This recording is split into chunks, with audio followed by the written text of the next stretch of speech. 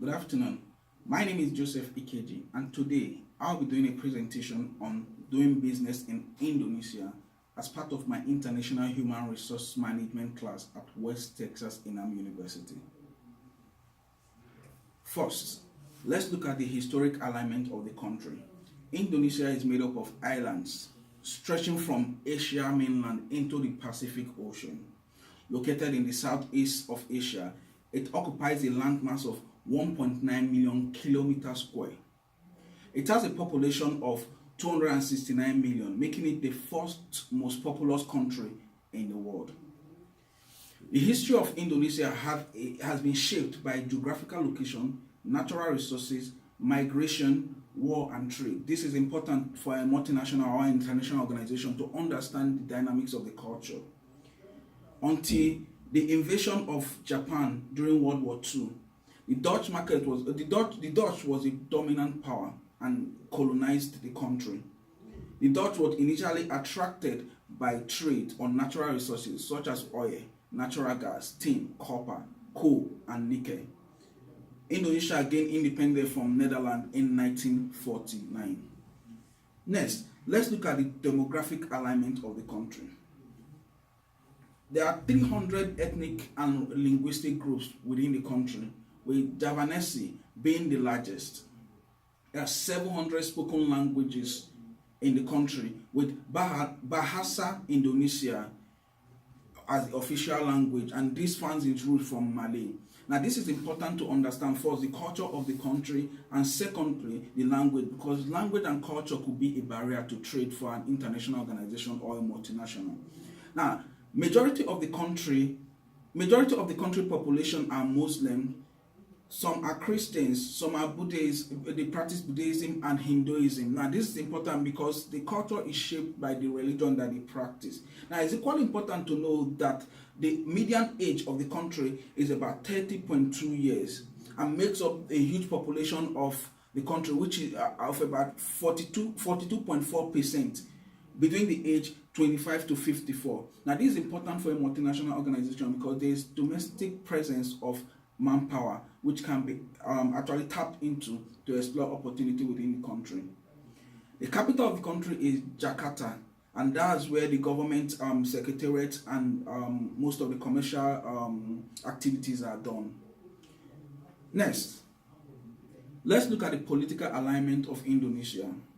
The system of government is democracy, and Indonesia is the world's third largest democracy in the world. And this is important for a multinational or international organization because there is stability of government. Now, the president is both the head of state and the head of government. Parliament is constituted of House of Representatives and a regional representative council, with the judiciary existing independently. Now, this separation of power is very important to know because policies are not made on isolation, but rather is made and there's checks and balance within the country basically. And this is important for a multinational or international organization to know that there's stability of policy.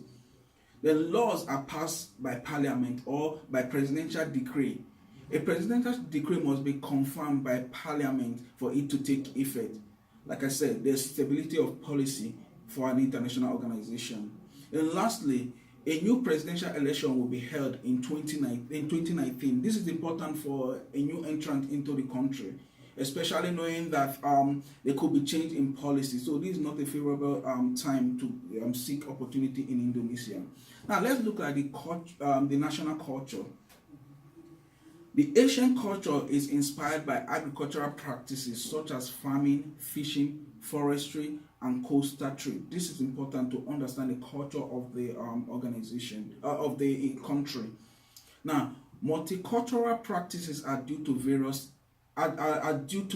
ethnic groups. Now, because there are so many ethnic groups in the country, there are different multicultural practices, and this is important for a multinational organization to understand to understand so that they will be able to build effective relationship with the people. Now, religion is a huge influence on the cultural practices, since there are different religions: Islamism, Christianity, Hinduism, and Buddhism. Lastly, the influence of Indian in Indonesia is seen in the food, the songs, the dance, and the movie. they have. Now, let's look at favorability of doing business in Indonesia. Now, there's a huge domestic consumption in Indonesia with a huge population of 245 million.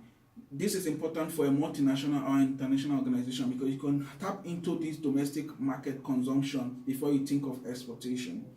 Now, the growing economy with a GDP of 1,016 billion US dollars and a per capita income of 3,570 US dollars makes the consumption power of Indonesia high. This is important for a multinational organization because purchases can be made within the domestic market. Now, a young population and strong labor force of 42% within the age range of 25 to 54 is equally important for a multinational or an international organization because this can be explored for manpower before the organization seek expatriates basically from outside the country. Now, there's a huge tax break for multinational in manufacturing, especially in the area of machinery production, oil refinery, and marine transportation. This is quite important because organizations within these sectors can actually cut costs by exploring these tax break opportunities. Now, lastly, the ease of doing business in Indonesia has dropped to a significant 91 out of 190 countries. Now, this is important because things like licensing are becoming easy in the country. Now, challenges of doing business in Indonesia include underdeveloped infrastructures such as roads, railways, airports, seaports, and the importance of this is that it could impact the logistics and increase costs for an organization. So it's important for an organization to know these challenges so that they can actually prepare for them. Now, secondly, there's a foreign investment restriction in certain areas such as oil and gas and manufacturing. Now, this is important for a multinational to know, especially those that want to venture into opportunities in this area. It's important for them to know that there's a restriction in this area. And lastly, one of the challenges again is the importation is highly discouraged with high tariff in the country, so it's difficult. The government has actually initiated this to encourage things being done within the country, so it's important for an international organization to know this. Now, let's look at HRO specific challenges of multinational organizations in Indonesia. Now, a huge challenge they can face in Indonesia is culture. But to understand the influence of culture in doing business in Indonesia, let's look at the Eremia cultural map of Indonesia, like as we see on the slide. But I'll just proceed to look at three important areas in this. Now, I'll look at communication. Communication within Indonesia is sophisticated, and this is out of the culture.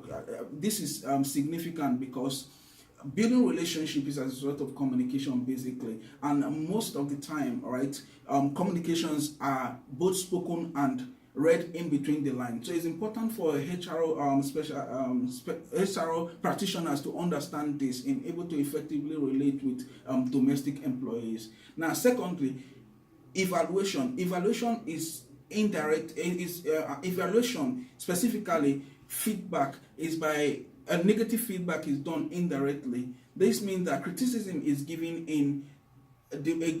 diplomatically in private, so you cannot actually in the open give employees negative feedback. So this is equally important for human resource practitioners to know this particular culture. Then lastly, relationships are built on trust and is built over time. So it's important for especially expatriates and human resource practitioners. It's important for them to know that relationships are built with time. So it requires eating with the people, going to visit and going out with them to build relationship. This is important to know. Now, cultural intelligent HR specialist is required to manage domestic staffs. Expatriates might do very well, but this can only be effective if they understand the culture and how the culture is influenced by the ethnicity and all that. Now, home country policies may be adapted to suit into Indonesia's values. Now, if for instance, a multinational in United States cannot just take policies within United States and put it and try practicing it in Indonesia. This might be challenging. So policies has to be adopted to accommodate the culture of Indonesia. Let's take, for instance, in United States, rarely do they have maternity leaves, but in Indonesia, there's 13 weeks paid maternity leave mandated by the government. So it's important for a multinational or an international organization to know this, so that they will plan for it, because this will equally increase costs. Then there are other HRO specific challenges of multinational corporations in Indonesia. One is stringent law. The laws are rigid by the government basically, and the impact of this could be, say, in things like wages. Minimum wages can easily be increased, not in proportion to productivity, but because the government has placed law that allows that to be done. Now, secondly, dismissing an employee is quite difficult in Indonesia. It's restricted. This could encourage informality basically among the employees. Dismissing an employee involves negotiation of termination payment or even court approval. So this actually could be a challenge for a human resource practitioner that is used to the Western environment basically, because in this place the government regulates things as little as terminating an employee within an organization. Now, slow process of securing permits can impact HRO practices, because work permits and travel permits basically could take longer time to procure within Indonesia, and this can impose challenges basically. Another place I want to look at is corrupt practices. Corrupt practices is huge in Indonesia. The implication of this is that it could inflate cost of doing business in Indonesia and inflate cost of doing business in Indonesia. Another area is the ethics of the organization basically. I mean, the ethics of a multinational organization or international organization could be affected by corrupt practice, because when you go in there, it is more or less like trying to do what they practice, which could be different from your ethics basically. Now, another thing is threats by terrorism or ethnic violence. This can hinder expatriates from going in to do businesses in Indonesia basically. So because of the terrorism threats and ethnic violence, right, expatriates that ordinarily would have been able to thrive in the country might not be available basically. So this is important for a multinational to know, so that they will make plan for it. Lastly is language barrier. Language barrier is a huge issue when it comes to human resource management, especially in an international environment. For a multinational to strive, it's important for the multinational to use expatriates of human resource expatriates basically, that understands the importance of the importance basic, they understand the language, the public language, the foreign language spoken within Indonesia basically, so that they will be able to interact, build relationship and communicate effectively within the country. Now, I would like to conclude by saying that Indonesia presents us a huge opportunity for doing business, but one needs to understand the dynamics of the culture and how the culture has been influenced by both the Dutch and the Indians. It's equally important for them, for a multinational, to understand that although the country has prospects and opportunities, right, they have to make huge, they have to study the country, make huge preparation by making sure that they are using expatriates that understand the culture of the country, understand the dynamics of the country, and understand how effectively businesses can be done within the country. Thank you for listening to this presentation. Have a good day.